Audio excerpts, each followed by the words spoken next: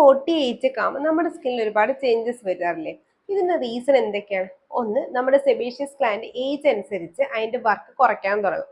അത് കാരണം നമ്മുടെ സ്കിൻ ഡ്രൈ ആവും. രണ്ട്, നമ്മുടെ സ്കിന്നിൽ സെൽസ് ഒരു 28 ദിവസം കഴിയുമ്പോഴും പുതിയ പുതിയ സെൽസ് വരും. പക്ഷേ ഏജ് കൂടുന്നതനുസരിച്ച് ടേൺ ഓവർ റേറ്റ് കുറയും. അത് കാരണം ഡെഡ് സ്കിൻ നമ്മുടെ ഫേസിൽ അക്യുമുലേറ്റ് ചെയ്യാനും സ്കിൻ ഡള്ളാവാനുള്ള ചാൻസ് ഉണ്ട്.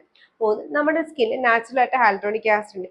ഏജ് കൂടുന്നതനുസരിച്ച് ഹാൽട്രോണിക് ആസിഡിന്റെ അളവ് നമ്മുടെ സ്കിന്നിൽ കുറയും. അത് കാരണം നമ്മുടെ സ്കിൻ ഡ്രൈ ആവുകയും ഫൈൻ ലൈൻസ് റിങ്കിൾസും വരാൻ ചാൻസ് കൂടുതലാണ്. നാല്, നമ്മുടെ സ്കിന്നെ ഫേം ആയിട്ട് പിടിച്ചു നിർത്തുന്ന കൊളാജനും എലാസ്റ്റിനും എന്ന് പറയുന്ന രണ്ട് പ്രോട്ടീനാണ്. ഇത് ബ്രേക്ക് ഡൗൺ ആവും, അതായത് നശിച്ചു പോകും.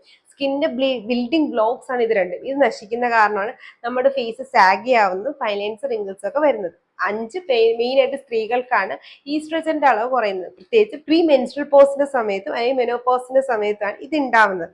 അപ്പൊ ഇത് കാരണം ഈസ്ട്രജന്റെ അളവ് കുറയും, സ്കിൻ ഡ്രൈ ആവാനുള്ള ചാൻസ് കൂടുതൽ. ആറാമത്തെ ഏറ്റവും ഇമ്പോർട്ടന്റ് ആയിട്ടുള്ള കാര്യം എൻവയോൺമെന്റൽ സ്ട്രെസ്, അതായത് സൺലൈറ്റ്, പൊല്യൂഷൻ, ഇത് പിന്നെ ലൈഫ് സ്റ്റൈൽ ചേഞ്ചസ്, പ്രോപ്പർ ആയിട്ടുള്ള മീല് കഴിക്കാത്തത്, നന്നായിട്ട് വെള്ളം കുടിക്കാത്തത്, ഇതൊക്കെ.